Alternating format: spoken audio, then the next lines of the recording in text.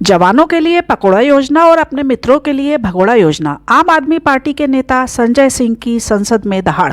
संजय सिंह कहते हैं, पकौड़ा तलने की सलाह देते हुए देश के प्रधानमंत्री को तीसरी बार देश का प्रधानमंत्री बनना है, लेकिन देश के नौजवानों के भविष्य का क्या? वो दिन दूर नहीं जब आप एक और नई योजना लेकर आएंगे और कहेंगे कटोरा योजना। कटोरा लो, भीख मांगो और लाखों करोड़ों कमाओ। संसद का सत्र बड़े ही धमाके के साथ चल रहा है।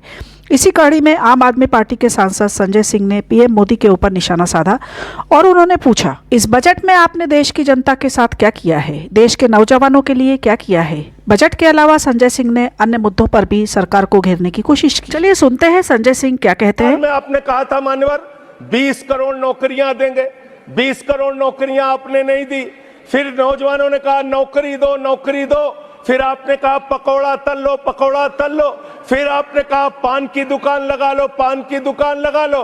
फिर आपने कहा 4 साल की नौकरी कर लो सेना में, 4 साल की नौकरी। मैं मान्यवर आपके माध्यम से भारत के प्रधानमंत्री से बड़ी विनम्रता पूर्वक पूछना चाहता हूं, देश के प्रधानमंत्री को 73 साल की उम्र में तीसरी बार प्रधानमंत्री बनना है, लेकिन किसान का बेटा नौजवान सेना में 4 साल की नौकरी करेगा, ये भेदभाव क्यों है? मैं पूछना चाहता हूं मान्यवर, आपके माध्यम से इस सरकार से जानना चाहता हूं, अगली योजना क्या आएगी आपकी? आप कह रहे हो इंटर्नशिप योजना, ट्रेनिंग योजना, 5,000 रुपए की ट्रेनिंग ले लो, 5,000 रुपए की ट्रेनिंग ले लो।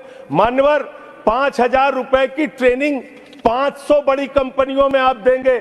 मुझे भारत की 100 कंपनियां आप बता दीजिए जिसमें एक कंपनी में आप 4,000 ट्रेनी रख सकते हैं। एक कंपनी बता दीजिए जिसमें आप 4,000 प्रशिक्षु आप रख सकते हैं ट्रेनिंग के तौर पे। ये भी अब मुझे लगता है एक ही योजना बाकी रह गई है मान्यवर, वो योजना है कि हमारी भारत की सरकार, आदरणीय नरेंद्र मोदी जी की सरकार अगली योजना लेके आएगी कि इस देश के नौजवानों को मुफ्त में 5 करोड़ कटोरा बांटा जाएगा।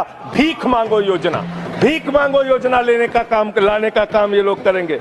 मान्यवर इस देश में आपने अर्थव्यवस्था को लेकर कहा पांचवी बड़ी अर्थव्यवस्था है। वो 5वीं बड़ी अर्थव्यवस्था का लाभ किसको मिल रहा है? आपके चंद पूंजीपति मित्रों को, जिसका 16 लाख करोड़ रुपए आपने माफ किया, जो हजारों करोड़ लूटकर हिंदुस्तान से चले गए। आपने रेडी पटरी वालों को कहा अपने नाम के आगे नेम प्लेट लगाओ, अपने नाम के आगे नेम प्लेट लगाओ। हिंदुओं की, मुसलमान, दलितों के पीछे आदिवासी हो, क्या हो ये बताओ। मैं पूछना चाहता हूं, आपके माध्यम से सरकार के कहना चाहता हूं मान्यवर, अगर नेम प्लेट लगवाना है तो लगवाइए गले में नेम प्लेट। नीरव मोदी के गले में नेम प्लेट लगवाइए कि 20,000 करोड़ रुपए हिंदुस्तान का वो बाकी है, लगवाइए नेम प्लेट। 10,000 करोड़ रुपए विजय माल्या हिंदुस्तान का बाकी है, लगवाइए नेम प्लेट गले में। ललित मोदी के कि 3,000 करोड़ रुपए हिंदुस्तान का लूट के भाग गया, लगवाइए नेम प्लेट मान्यवर।